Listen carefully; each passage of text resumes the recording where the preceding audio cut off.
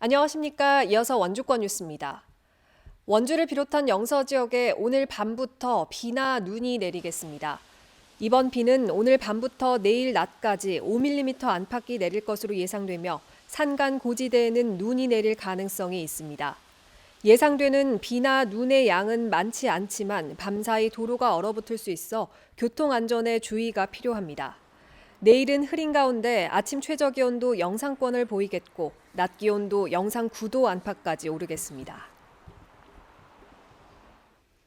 강원도에서는 이달 들어 매일 100명이 넘는 확진자가 나오고 있는 가운데 오늘도 122명이 확진됐습니다. 지역별로는 강릉 22명, 원주 20명, 춘천과 속초 15명, 홍천 9명, 동해 7명, 영월과 양구 6명, 횡성 5명, 고성 4명, 정선 3명, 평창, 인제, 철원, 삼척 2명씩, 양양에서는 1명이 나왔습니다. 원주에서는 지난 주말에 확진된 건설 현장 근로자와 관련해 지금까지 11명이 추가 감염되는 등 소규모 집단 감염이 이어지고 있습니다. 어제는 14개 시군에서 132명이 확진됐습니다. 오늘 0시 기준 병상 가동률은 70.5%로 중환자 전담 치료 병상 42개 가운데 37개가 찼고 치료 병원은 91.8%, 생활치료센터는 57.7%가 가동 중입니다. 평창군이 관내 60세 이상 어르신들의 신속한 코로나19 백신 3차 접종을 위해서 보건지소에서 접종을 실시합니다. 의사와 간호사, 행정요원, 구급요원 등 10명으로 신속 대응팀을 꾸리고 오늘부터 15일까지는 미탄 보건지소에서 22일에서 23일까지는 봉평 보건지소에서 백신 접종을 실시합니다.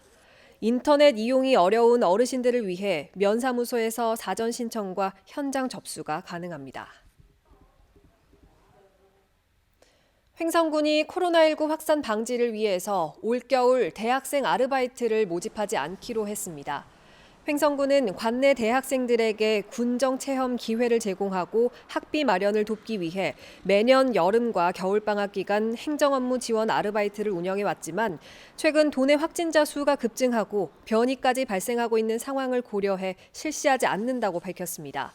원주와 평창, 영월군에서 진행하는 겨울철 대학생 아르바이트 사업은 그대로 추진됩니다. 원주 혁신도시에 있는 국립과학수사연구원이 고의 교통사고 보험 사기를 입증할 수 있는 심리 분석 시스템을 개발했습니다. 국과수는 지난 3년간 운전자 105명을 모집해 위험 상황에서의 운전자 시선과 급제동, 조향 반응을 연구 자료로 모아 교통사고 범죄 심리 분석 시스템을 올해부터 도입했다고 밝혔습니다.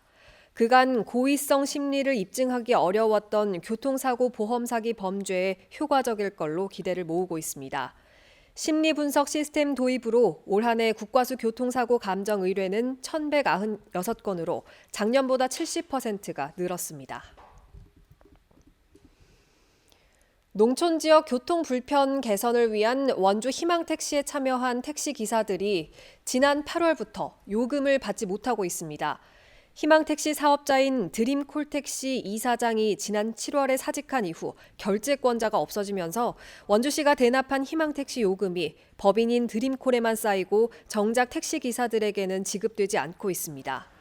택시기사들이 받지 못한 미결제 요금은 8월과 9월 두 달치만 더해도 3천만 원이 넘습니다.